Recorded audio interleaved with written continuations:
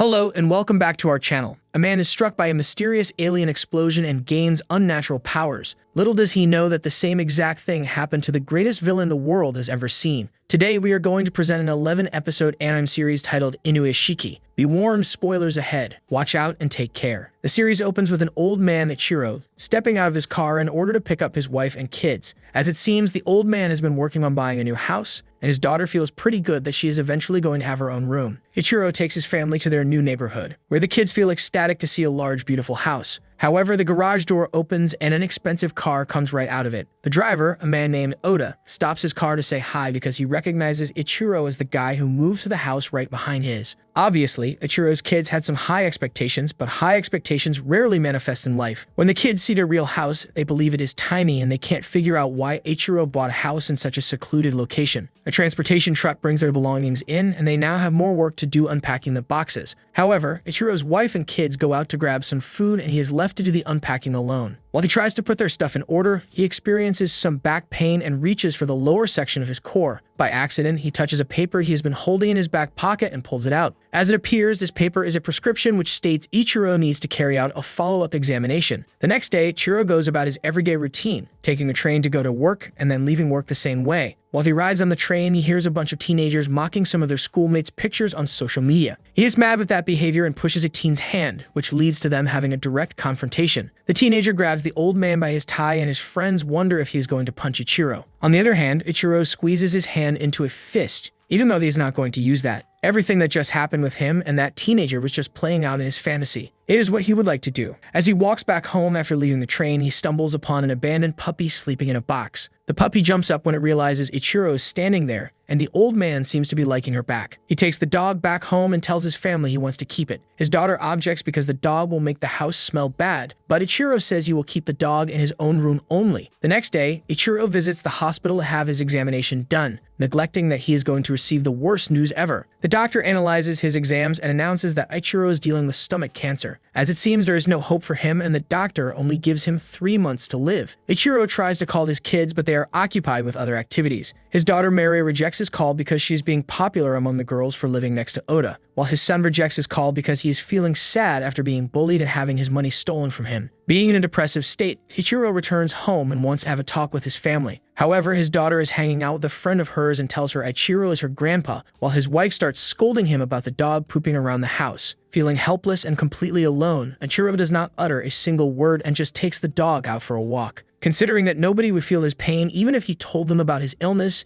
Ichiro starts running and ends up crying in an empty field while hugging his dog. When he looks up, he realizes he is not alone and a teenager is just standing at that same exact spot and absorbing the scenery. Out of a sudden, something weird happens and the sky twists around like it's being manipulated by a time warp. An alien spaceship appears and causes an explosion which seemingly kills both Ichiro and the teenager. Without being seen, the aliens speak with each other and they comment that they just destroyed 2 intelligent beings of this planet. Since they are in a hurry, they decide to restore the beings they destroyed, meaning Ichiro and the teenager, and leave the planet. They do so, and Ichiro's body seems to be synthesized and merged with steel, resembling a cyborg. Ichiro wakes up the next morning and wonders how he fell asleep last night. He comments that he is actually feeling pretty well and returns home to have breakfast with his family. He discovers he has a huge thirst which he is not able to satisfy. While going about his day, he also realizes that his back is not hurting anymore. On top of that, he soon understands that the lenses of his glasses have been taken out and he is actually seeing without them. Right next, he pays a visit to his doctor, who wonders what kind of miracle happened for Ichiro. His illness is gone. Upon returning home, something really strange happens to him as his body starts emitting steam. He panics even more when the dog licks his hand, causing it to transform into a weapon. Ichiro starts examining his body and is stressed out when he realizes that he actually is something like a robot. He remembers the teenager from the night before and thinks to himself that he has to find him if he wants to learn what has happened to him. While walking down the park, Ichiro's ears start picking up noises from everywhere. He must have acquired super hearing as well. Nearby, a bunch of youngsters are picking on a homeless man and lighting fireworks aiming at him. The man is literally on fire and tries to save a picture of his beloved wife. Ichiro decides to do something about it and proceeds to confront the youngsters. They also shoot fireworks at him now, and it becomes apparent that his cyborg body does not like heat. Then the youngsters start hitting him with their bats and drop him on the ground when they land a headshot. Then the youngsters are about to attack the homeless man as well, but a robotic eye opens up on Ichiro's head and assesses the situation, dividing the individuals in victims and perpetrators. His back opens up as well and starts shooting laser beams in order to stop the attack. As the youngsters run away terrified, Ichiro's body automatically runs a facial recognition on them and identifies them one by one. Their identities and their malicious acts are uploaded all over the internet and television, making sure that these thugs will be punished. When he wakes up, Ichiro wants nothing else but to drink as much water as he can. After the homeless man thanks him, Ichiro experiences a sensation he has never felt before. He just saved another human being's life. In the meantime, the boy that got struck and restored by the aliens Hiro attends school and wonders where his friend Ando is. He goes on to visit his friend in his house, and the two of them start discussing about the mangas they like. Hiro says there's a real slasher going around and killing people. He has killed 8 of them till today. Since Ando has been skipping school, he must be the slasher. Ando can't believe what he is hearing, but Hiro quickly tells him he is just joking. But then he gets up and opens his head like mushroom, revealing to Ando that he is not the same person anymore. Ando has made questions for him, and Hiro takes him out to show him something. He aims at a pack of crows and pretends to be shooting them. The crows get scared and fly away, but then Hiro aims at one of them by using his finger and pretends to be shooting it by speaking the word bang. The crow drops down dead. He does not use bullets at all, but he can cut through anything like it was a bullet. Nonetheless, that is not all Hiro can do. His abilities are endless. He even takes Ando to an electronics store and shows him how he can manipulate the signal of the televisions. He touches his hand on the screen and replaces the video that is being displayed with some adult content. Ando finds that amusing, but Hiro's next trick will not be as harmless as this one. Hiro takes his friend to a conjunction and exclaims this is the perfect spot. He starts using his hands like a maestro in order to take control of some vehicles and crashes them on each other, causing major accidents on the roads.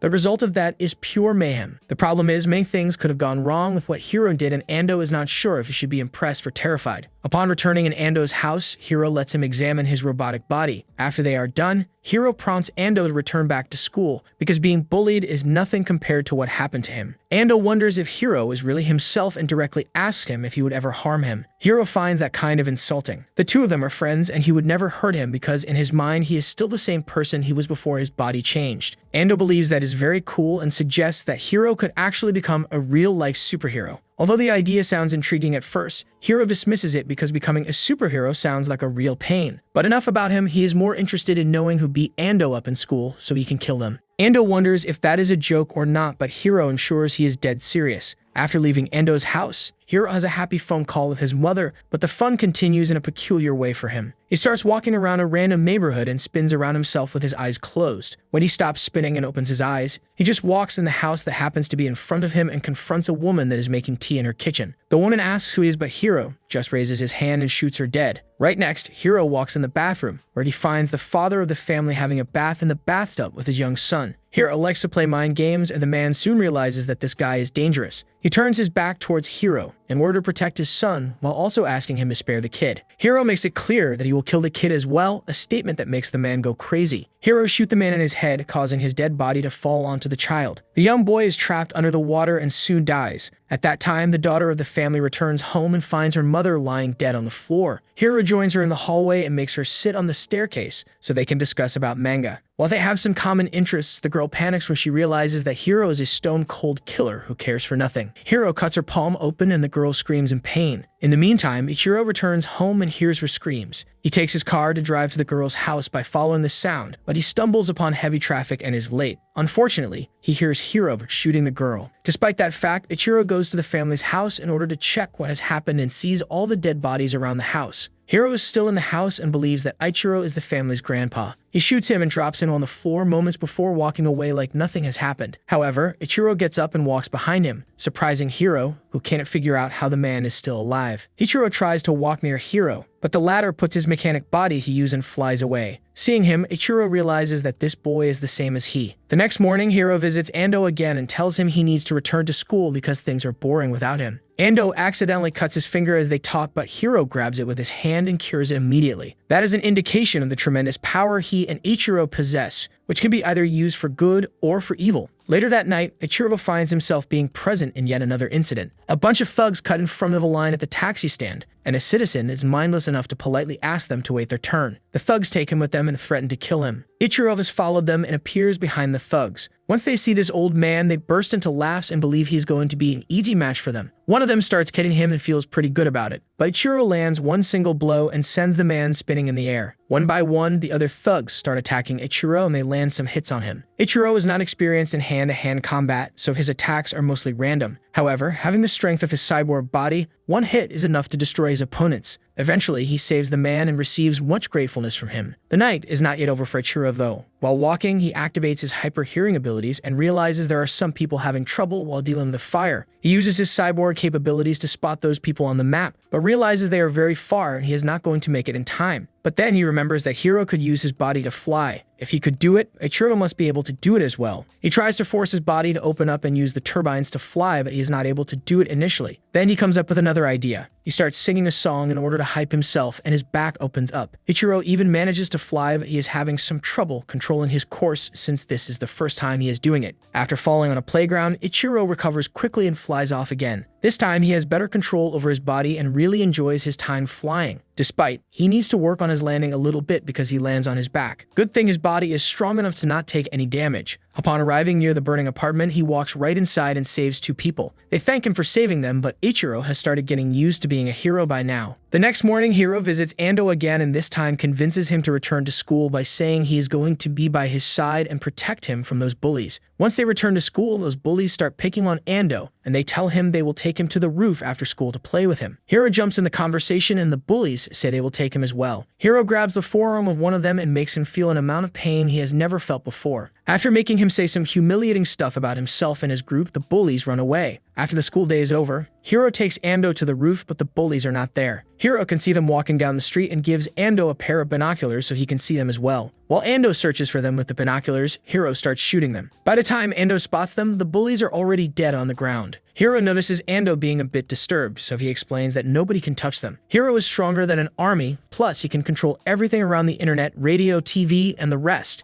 To demonstrate his abilities once more, they visit an ATM and Hiro withdraws a crazy amount of cash. Soon, Ando becomes fed up with Hiro's behavior and tells him they can't be friends anymore. He can't just be a friend to someone who kills people and commit crimes like it is nothing. Hiro takes that quite lightly and reminds Ando that he is able to protect him against whatever they might face. Ando tries to explain it is all about being a moral human being. Killing people is not okay with him. On the other hand, Hiro claims he has always been like that and Ando knew it. Now that he can act on his instincts due to his cyborg body, he is just doing what he has always wanted to do. Eventually, Hiro has to accept that Ando does not want to roll with him anymore and walks away. Meanwhile, Ichiro keeps discovering various aspects of his abilities and uses them for good. While walking down the street, a cat is hit by a car and is left almost dead. Ichiro takes the cat into his hands and realizes that he can scan the animal's internal organs and analyze what damage its body has taken. Then he lets the cat rest on the ground and uses his abilities to cure it. That gives him a sense of fulfillment and he thanks God he's in a position to help the world. Full of inspiration, Ichiro visits a hospital with the intent of curing all the patients. On the other hand, Hiro does the exact opposite. Angry as he is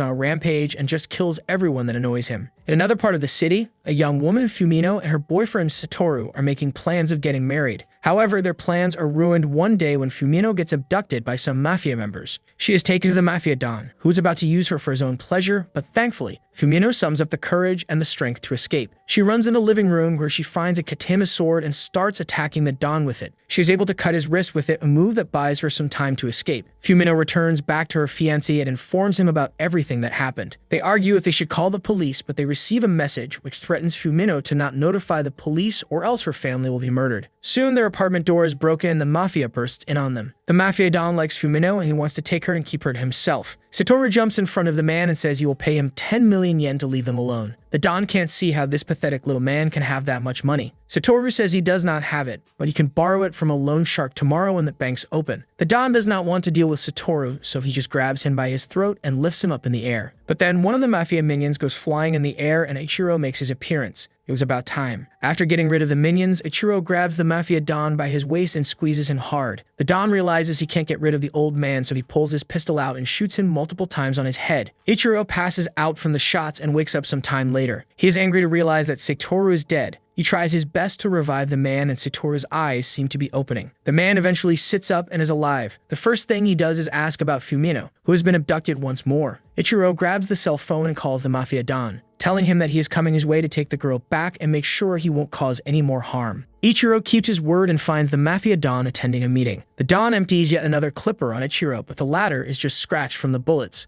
After beating the Don up a bit, more Mafia members appear and they start shooting at Ichiro with Uzis. Eventually, Ichiro grows tired of them and his cyborg body activates its enormous power. Dozens of laser beams come out of him and attack the bad guys. However, the attack is not lethal, but rather leaves the bad guys with no eyes, unable to eat and unable to walk on their own from now on. Justice has been served as Ichiro lets them live the rest of their injured lives, dwelling on the crimes they have committed. Then, Ichiro finds Fumino, cures her and takes her back to her soon-to-be husband.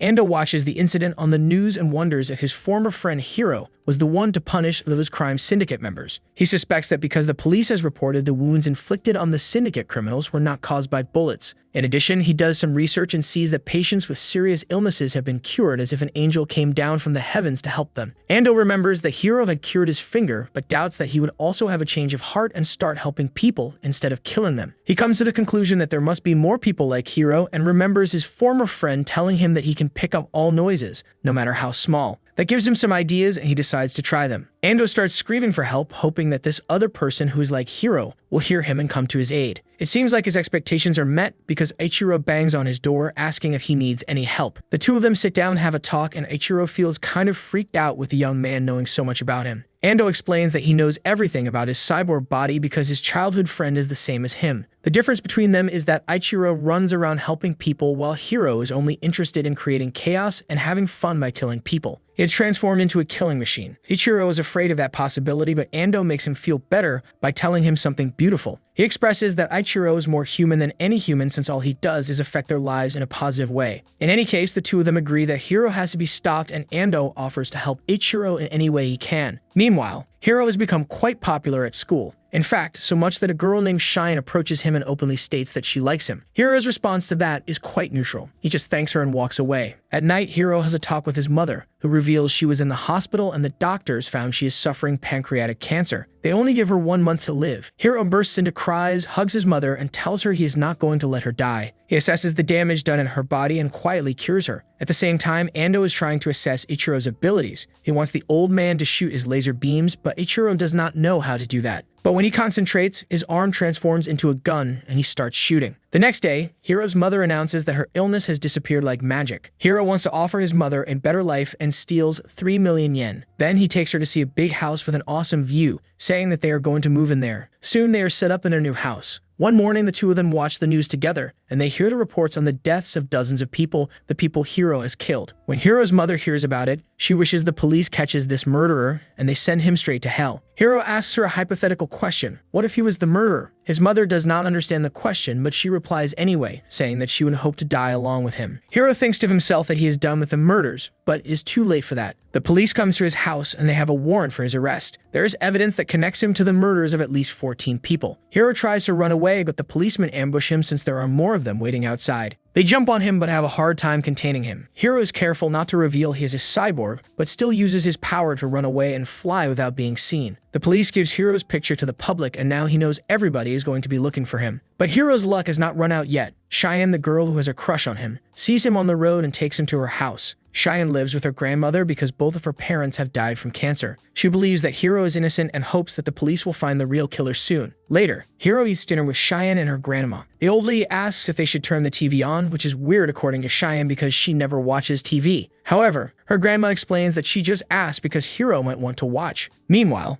Ando wants to show Ichiro a cool trick that Hiro did. He shows Ichiro that there are 2 USB sockets under his nail and then connects him to the computer. Next, he shows Ichiro how he can move his cell phone data in his brain so they can speak hands-free if Ando calls him while he is flying. The trick works just fine and Ando prompts Ichiro to fly as high as he can in order to try the connection. While going up, Ichiro ends up in space and is seen by an astronaut. Back in Shannon's house, Hiro is trying to lay low, but he can't help but follow the news. All the reporters from various channels have approached his mother, and she publicly apologizes for her son. Hiro also follows the comments around the web. Some people talk trash about Hiro, while others talk trash about his mother, blaming her for raising a killer. The situation gets out of hand for Hiro's mother, who can't endure the pressure and commits the unthinkable. The comments on the internet go wild, and some people believe she did well to end herself because she did not deserve to live. That infuriates Hiro, who now corners a bunch of reporters that are getting a statement from his father. Hiro just hates them and starts killing everybody until the only person left standing is his father. His father begs him to not kill him, and Hiro just flies away. When he lands, Hiro accesses the online forum where the discussion about him and his parents has been raging, and writes that he will kill everybody one by one. He wants to start with a guy who says he was the one to send Hiro's house picture to the press. Hiro hacks into his computer screen and kills the man through it after playing with him for a while. Then he uploads the video of the killing on that forum, reminding them that the rest of the members are next. These internet trolls are having a hard time believing that Hiro can actually find them and kill them, so they taunt him to do just that. However, they have no idea how easily Hiro can hack into their screens and shoot them just by having visual contact with them. Gradually, all the forum members are killed and Hiro returns back to Qian's house. No matter what Qian hears about him, she refuses to believe that Hiro is a murderer. She enters his room at night and wonders why he has to go through all of this. Hiro speaks honestly and tells her that he is indeed the killer. He has killed dozens of people. Qian refuses to believe that, but right then, Hiro begins narrating how things happened in order to convince her that he is not the person she expects him to be. That night, when the incident with the explosion happened, he started feeling like he is a machine. Then one day, he saw a man ending himself by jumping in front of a train. Different people had different reactions, but to him it felt like something meaningful. He started liking death. Then he felt a thirst of recreating that feeling. He started killing people without any discrimination because that was what made him feel alive. Eventually, he opens his torso up and shows Qian that he is a cyborg. The girl closes her eyes, refusing to treat Hiro like he is not human. Hiro can't understand why she is behaving like that and takes her outside for a flight. Hiro tells her that from now on, all people are his enemies and he will continue killing them. Even though he loosens his grip on Qian and she begins crying, she still refuses to let him go and pleads him to not let her and her grandma behind. Hiro accepts her offer and says he will stay with him, but Qian now tells him that he needs to find a way to make up for everything he has done. He has killed so many people and has taken them away from their loved ones, people with dreams and lives to live. When their flight comes to an end, Hiro says he will stop killing people and will start saving those who are on the brink of death. Staying true to their deal, Hiro and Qian start a social media campaign, saying that they are looking for people with terminal illnesses to cure. Although that sounds like a scam to many, there are people who have tried everything and have lost all hope anyway. Hiro gets started with a woman who has not much time left to live and cures her. The only thing he asks from her is to make a tweet about it after she goes to the hospital and sees she's okay. Indeed, the woman is fine and Hiro's good deeds spread. He and Qian move around several places to cure more and more people. Hiro seems to be a changed person, and it seems the time he spent with Qian helped him a lot. There have been 2 whole months without any murders and people try to speculate what has happened with Hiro. Some believe that he has ended himself, some think he has left the city, while others seem to believe that he is hiding in plain sight. Hiro likes the time he is spending with Qian and her grandma, and he goes to sleep happy every night. However, good things do not last forever. Qian gets up to drink some water and sees the police commandos surrounding her. She yells for Hiro to run away, but the police catches up with him before he can escape, and they open fire in his room. Unfortunately, Hiro sees Qian and her grandma lying unconscious behind the commandos, and that drives him insane. After transforming his hand into a gun and killing the SWAT team, he flies away with the bodies of the 2 women. When he rests the bodies down in another area of the city, he realizes that they will always be in danger if he stays with them, therefore he flies away. Meanwhile, the whole city of Tokyo is talking about a meteor that is supposed to be crashing on Earth. At night, Ichiro meets with his young ally, and they talk about Mary. The old man says his daughter does not speak to him much, even though she used to love him dearly when she was a kid. Upon being asked how Mary is like at school, Ando replies she hangs out with the popular girls. After that short talk, Ichiro continues his training with Ando, who wants to make sure the old man is at the same level with Hiro. Ando has him use his metal capabilities of remote control to move his car. Although Ichiro is able to bring his car just in front of their feet, Ando says that Hiro can move more than 10 cars at the same time. The next morning, Mary sees Ando hanging out with her father and wonders what they are doing together. She follows them on the train and all kinds of possible scenarios cross her mind. She realizes her thoughts are just stupid and keeps following them. Soon, they enter a hospital and Mary witnesses Ichiro curing people. Then she follows them out of a hospital and into a secluded alley where she sees Ichiro flying in order to go and put out a fire. Later that night, Ichiro returns home only to find Mary fighting with her mother because she does not want to attend college but rather become a manga writer. Her mother is mostly worried about her making a living, but Ichiro believes that if Mary finishes high school without any issues,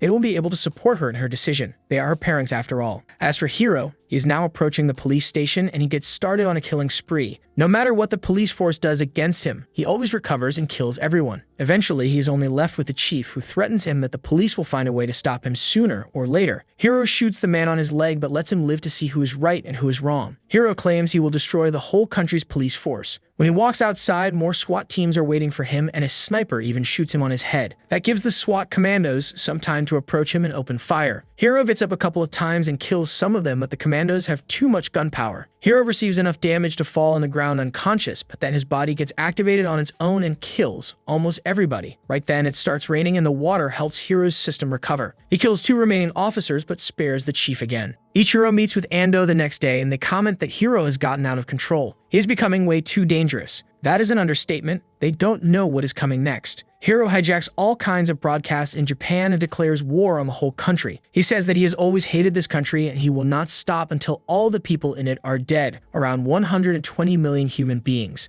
People are left in a dreadful emotional state, but things escalate very fast. Hiro uses the access he has through the cameras and starts killing as many people as he can. People panic and try to hide because they believe Hiro is shooting at them from a roof of something. They have no idea that their best chance to survive would be to ditch their phones and stay away from any kind of camera. However, Ando figures it out and warns Ichiro about it. In turn, Ichiro hijacks the people's phones and Ando warns them to stay away from their smartphones. Despite that warning, ditching the smartphones is not enough to defend against Hiro, as he now hacks into the larger screens found around the city and starts shooting at people using his finger as an assault rifle. The only thing that makes him stop is his own mind. He has killed 100 people today, and that is the number he has established as his daily murdering quota. But the thing is, that was just a test drive for him. Tomorrow he will return and kill 1,000 people. After those terrible events, Hiro uses a street camera to communicate with Qian. She pleads him to stop killing people, but that is not a possibility for Hiro. He claims that Japanese people will always go after him and view him as an enemy. Now he views them as enemies as well. On the other hand, he still wants to live with Qian and her grandma, so he asks her where she wants to go when he is finished with Japan. Qian does not like what he is doing and she plainly walks away. Meanwhile,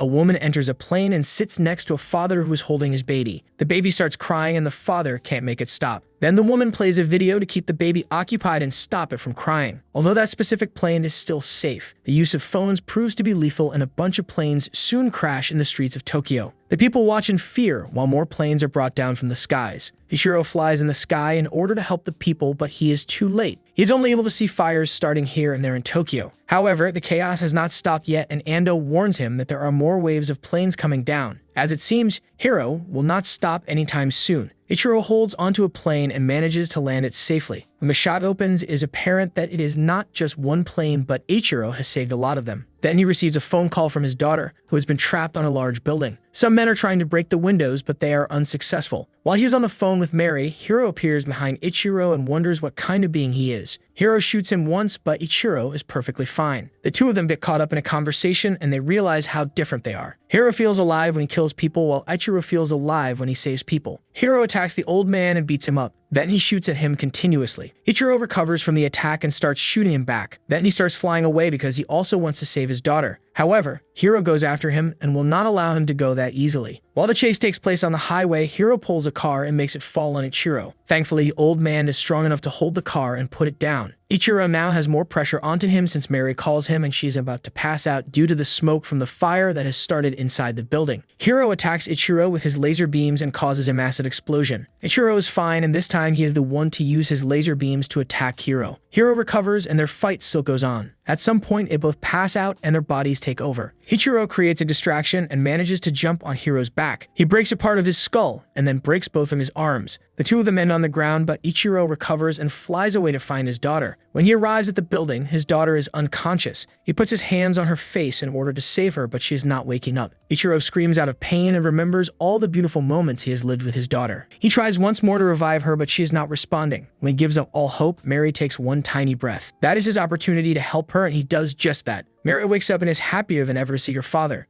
Ichiro carries her in his arms, and it is time for them to get out of there. Ichiro returns back to the building, and he gradually saves more people by rescuing them and reviving them. People see him at work, and some of them believe that he is God, who came down to Earth to help them. The next morning, Ichiro returns home to his family, and his wife asks him if it's really him doing those miracles. Ichiro reveals his real body to them and wonders if he is the real Ichiro or he is a machine that was built to look like him. To find out, his wife asks him where they went for their honeymoon and what they did there. Ichiro remembers everything perfectly, and that should mean that he is real. In the meantime, Hiro goes to Ando's house and they sit down to read some manga. Ando secretly calls Ichiro, but Hiro is not worried about that because he just came to see his friend. However, he flies away moments before Ichiro arrives. Hiro realizes how much people hate him, but most importantly, he knows he has lost Cheyenne forever. Thus, he disappears for a while. A few nights after, Ichiro walks home with his son, who says he wishes he was a cyborg too. On the other hand, Ichiro tells him everybody is unique and he should have appreciated his life more when he was a human. Ichiro spends some time with his family, but they soon receive more bad news.